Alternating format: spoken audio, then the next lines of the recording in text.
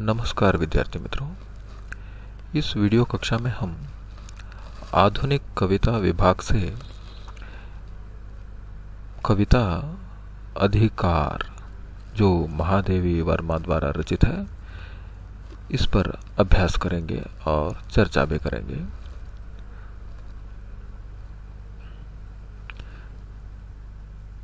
जो भी कविता या कोई साहित्यिक रचना पढ़ने से पहले हमें कवि या लेखक का परिचय पढ़ना आवश्यक होता है। ये इसलिए कि एक प्रकार से हम उनके भावों को ठीक प्रकार से समझ सकते हैं और अगर उनके काल के बारे में हम जान लेंगे तो भाषा को समझने में भी हमें थोड़ी आसानी होगी। इसलिए ये ज़रूरी है कि कविता या लेखन कोई भी पढ़ने से पहले हमें थोड़ा बहुत उसके रचयिता का परिचय लेना आवश्यक हो जाता है। इसलिए यहाँ पर हम महादेवी वर्मा जी का परिचय करा लेंगे। बाद में उनकी कविता अधिकार ये पढ़ेंगे, उसके साथ साथ उसका भावार्थ भी समझ लेंगे। महादेवी वर्मा का परिचय आपको है क्योंकि पिछले साल आपने एक कहानी पढ़ी थी, वो था बिंदा नामक ये कहानी, जो एक प्रकार से उन जीवनी जैसी ही है। वो उनकी जीवन से जुड़ी हुई वह कहानी थी। वह बिंदा उनकी बचपन की सहेली थी, इसके बारे में कहानी था। वह आपने पढ़ा, दुख भरी कहानी थी। अभी यहाँ पर इसलिए आपको याद है महादेवी वर्मा जी कौन है। यहाँ पर इस कविता पढ़ने के बाद आपको ये पता चलेगा कि वह बौद्ध सन्यासिनी बन गई थी। तो यहाँ पर एक प्रकार से विरक्त भाव भी यहाँ पर नज़र आता है। इसके साथ साथ एक त्यागमय जीवन सबसे सार्थक है, ये भी यहाँ पर नज़र आता है। उसके साथ साथ लेखिका कवियत्री ये कहना चाहती है कि आपको संवेदनशील होना चाहिए और निडर भी होना चाहिए और ज़िंदगी को डटकर जो भी मुश्किलें आती हैं उसे सामना करने के लिए भी एक प्रेरणा इस कविता के द्वारा वो आपको देना चाहती है। चलिए कवियत्री का परिचय। बहुमुखी प्रतिभा संपन्न एवं प्रमुख छायावादी कवियत्री महादेवी वर्मा का जन्म 1907 ईस्वी 1907 ईस्वी में फारुखाबाद उत्तर प्रदेश में हुआ। माता के आदर्शमय चरित्र एवं आस्तिकता तथा नाना के ब्रज भाषा प्रेम से प्रभावित होकर आप बचपन से ही साहित्य की ओर उन्मुख हुई। उन्मुख मतलब उस ओर चेहरा कर लेना, मतलब आकर्षित होना। आपकी प्रारंभिक शिक्षा इंदौर में तथा उच्च शिक्षा प्रयाग में हुई। घर पर ही संगीत और चित्रकला की शिक्षा भी दी गई। प्रयाग विश्वविद्यालय से एमए संस्कृत में एमए किया इन्होंने। उपरांत महिला विद्यापीठ प्रयाग में प्राचार्य के पद पर नियुक्त हुई। गद्य और पद्य दोनों में निपुण महादेवी वर्मा को यामा इस उपन्यास पर भारतीय ज्ञानपीठ पुरस्कार से सम्मानित किया गया। आपकी साहित्य साधना के फलस्वरूप भारत सरकार ने पद्म भूषण की उपाधि से अलंकृत किया। आपकी मृत्यु 11 सितंबर 1987 ईस्वी को हुई। 1987 11 सितंबर। यहाँ पर उनके कुछ काव्य ग्रंथ को दिया गया है। यहाँ पर जो निहार है उसी काव्य ग्रंथ से इस अधिकार कविता को लिया गया है। निहार, रश्मि, नीरजा, संध्या गीत, दीप शिखा ये सभी इनके काव्य ग्रंथ हैं। और गद्य रचनाएं हैं अतीत के चलचित्र, स्मृति की रेखाएं, पथ के साथी, ये सब। प्रस्तुत कविता अधिकार काव्य ग्रंथ निहार से ली गई है। बौद्ध दर्शन के दुखवाद से प्रभावित महादेवी वर्मा के संपूर्ण काव्याभिव्यक्तियों में वेदना एवं करुणा का स्वर प्रधान रूप में मुखरित हुआ है, मतलब प्रदर्शित हुआ है, प्रकट हुआ है।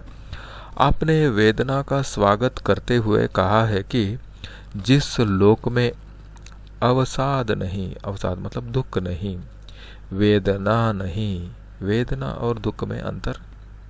वेदना जो आप अनुभव करते हैं ये वेदना है। अवसाद जो दुख होता है, अगर किसी दूसरे को भी कुछ तकलीफ हुई तो आप महसूस करते हैं ना, वह। ऐसे लोक को लेकर क्या होगा? जीवन की सार्थकता परिस्थितियों से डट कर मुकाबला करने में है, न कि पलायन करने में। पलायन मतलब भाग जाने में।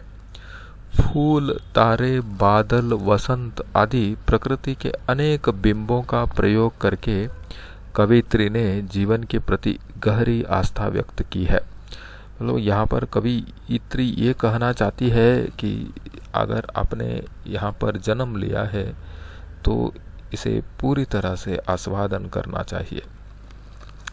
कवयित्री को वेदना का वह रूप प्रिय है जो मनुष्य के संवेदनशील हृदय को समस्त संसार से बांध देता है। देखिए, अगर आप संवेदनशील नहीं है तो दूसरों की दुख, दूसरों का भावनाओं को आप समझ नहीं सकते।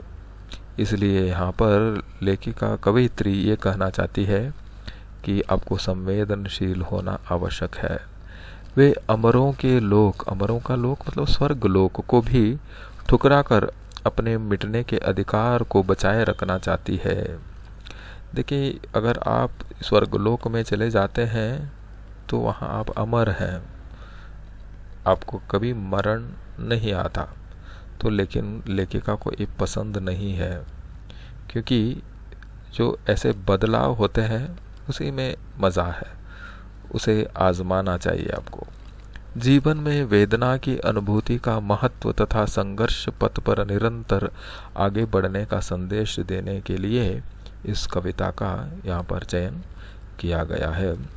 मैं एक बार पूरी कविता को पढ़ देता हूँ, बाद में आपको समझ में आ गया कि यहाँ पर पहले वह एक एक करके स्वर्ग लोक की चीज़ों को ठुकरा देती है कि वह बेकार लगते हैं उसे।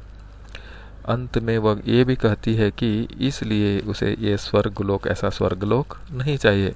अगर आपने कुछ अच्छा किया है तो भगवान आपको स्वर्गलोक एक प्रकार से उपहार के तौर पर, उपहार मतलब प्रेजेंट, गिफ्ट, गिफ्ट के तौर पर अगर आपको दे रहा है तो यहाँ पर लेखिका कवयित्री कहती है कि यह उसे अस्वीकार है, वो इसे स्वीकारती नहीं है, उसे वह खुशी नहीं देती।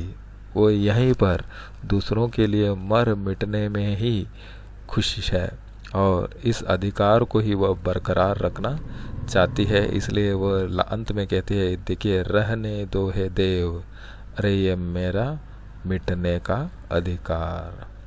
चलिए कविता को पढ़ते हैं।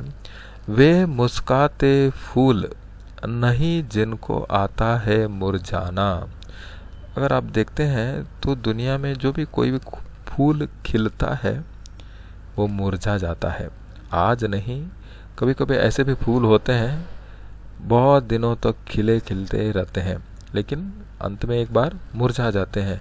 इसलिए यहाँ पर लेखिका का ये कहना है कि उसकी सुंदरता तभी बढ़ती है जब उसमें नष्ट होने का कुछ होता है, तभी वो बहुत सुंदर दिखती है। जैसे कि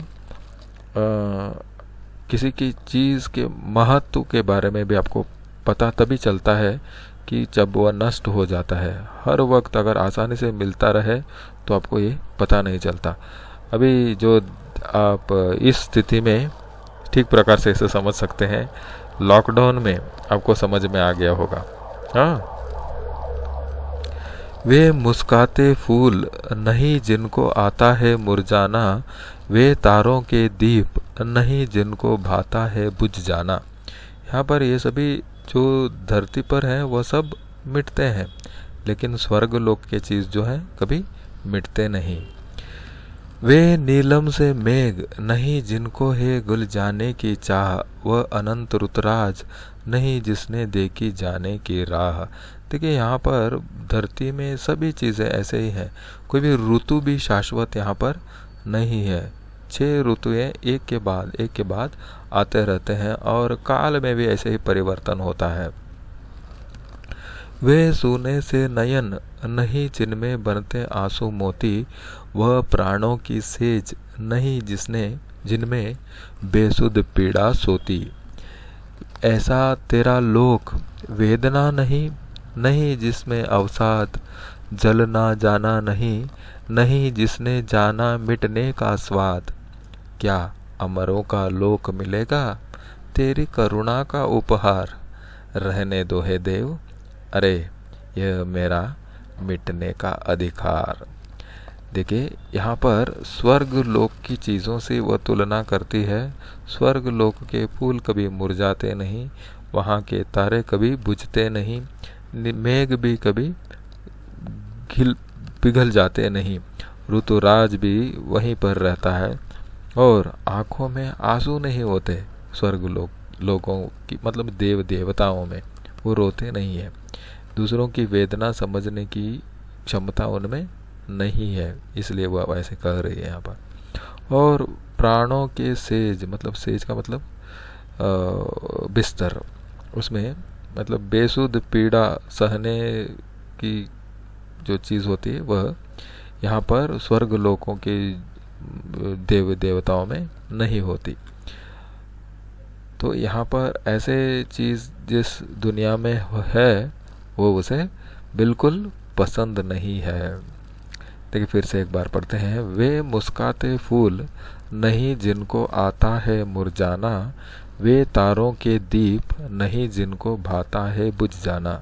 यहाँ पर फूल की सार्थकता उसी में है, अगर वह मुरझा जाकर गिर जाए तो उसी में उसकी सार्थकता है। इसलिए यहाँ पर ऐसे फूल जो कभी मुरझाते नहीं वो फूल ही नहीं, ऐसे तारे जो कभी बुझते नहीं वह तारे ही नहीं, ऐसे वह कहती है। यहाँ पर इन दोनों से वह ये संदेश देना चाहती है कि जो सुख दुख दोनों शाश्वत नहीं है, लेकिन अगर मुश्किलें आपको आती है तो उसका डट कर आपको सामना करना चाहिए, ऐसे यहाँ पर वह संदेश दे रही है। वे नीलम से मेघ नहीं जिनको है गुल जाने की चाह, वह अनंत ऋतुराज नहीं जिसने देखी जाने की राह। यहाँ पर हर वक्त अगर वसंत ऋतु ही रहता है, ऋतुराज का मतलब वसंत ऋतु स्प्रिंग सीजन, तो बाकी सीजन का आप देखेंगे उसका आस्वादन कैसे करेंगे आप। इसलिए यहाँ पर हर एक समय अगर वसंत ऋतु ही रहता है तो उसका कोई विशेषता नहीं रहती। ऐसे ही नीले मेघ तभी सार्थक हो जाते हैं जब वह पिघल कर बरसाते हैं। तो यहाँ पर फूल मुरझाकर सार्थक बनते हैं, तारे बुझकर सार्थक बनते हैं, वैसे मेघ पिघल कर बरस कर वो सार्थक होता है। वैसे ही ऋतुराज जाता है, मतलब शाश्वत नहीं रहता।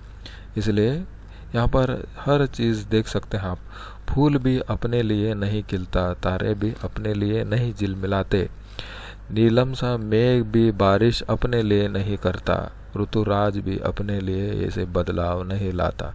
ये सब दूसरों के लिए है, वह दूसरों के लिए अपने जीवन को त्याग कर रहे हैं। यहाँ पर त्याग की घनता गरिमा को कवित्री ने बताया है।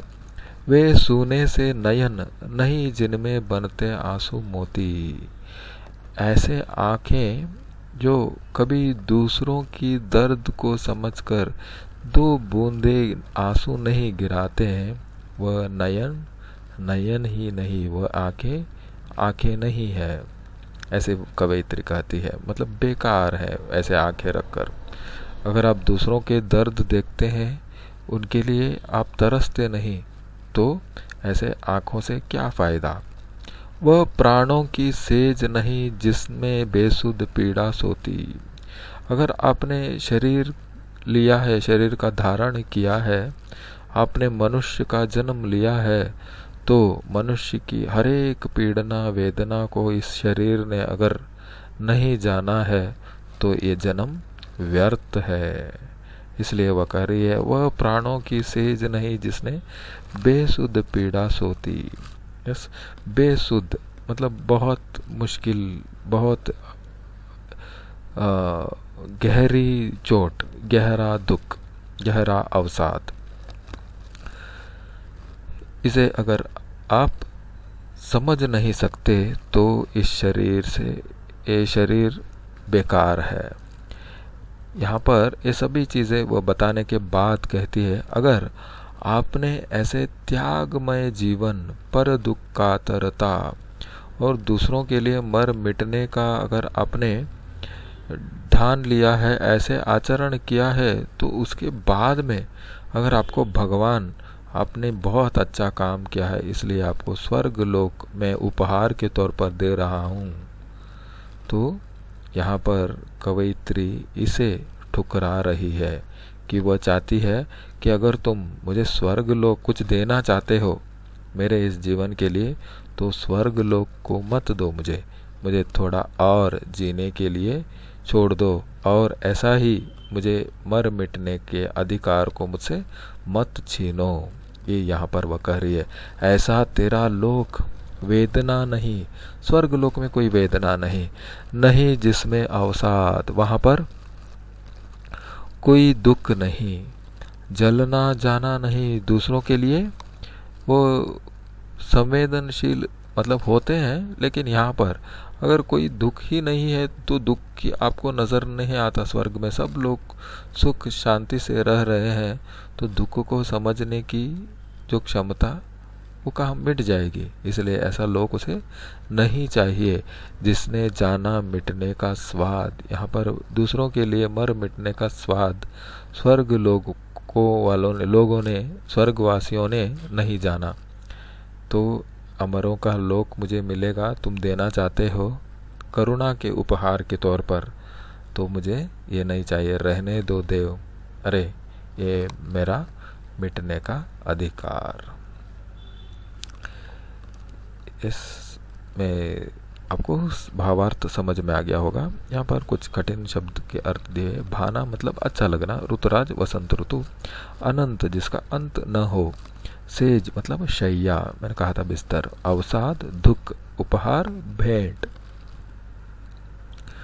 अभी एक अंक वाले प्रश्न है, उस पर हम विचार करेंगे, ध्यान देंगे। मुस्काते फूलों को क्या आना चाहिए? मुस्काते फूलों को मुरझाना आना चाहिए, मुरझाना चाहिए। मेघ में किस चीज की चाह होनी चाहिए? मेघ में पिघलने की या घुल जाने की चाह होनी चाहिए। आंखों की सुंदरता किससे बढ़ती है? आंखों की सुंदरता आंसुओं से या मोतियों जैसे आंसुओं से। प्राणों की सार्थकता किसमें है? प्राणों की सार्थकता बेसुध पीड़ा सहने में है। कवयित्री को किसकी चाह नहीं है? कवयित्री को अमर लोक की चाह नहीं है। कवयित्री किस अधिकार की बात कर रही है? यहाँ पर कवयित्री मर मिटने की अधिकार की बात कर रही है। परमात्मा की करुणा से कवयित्री को क्या मिला? कवयित्री को क्या मिला? यहाँ पर नहीं मिला, नहीं, उसने ठुकरा दिया। यहाँ पर अधिकार अपने पास वह रख लिया उसने, लेकिन अगर करुणा के उपहार के रूप में मिलता तो क्या मिलता? स्वर्ग लोक, नहीं तो अमर लोक मिलता। परमात्मा की करुणा से कवयित्री को क्या मिला? परमात्मा की करुणा से कवयित्री को अमरों का लोक मिला, नहीं तो अमर लोक मिला। यहाँ पर बाकी सब प्रश्नों का उत्तर हम बाद में देखते हैं। और यहाँ पर 5 प्रश्न है और संदर्भ के साथ स्पष्टीकरण भी है, इसे हम अगली कक्षा में देखेंगे। तब तक के लिए धन्यवाद। शुभम भूयात्।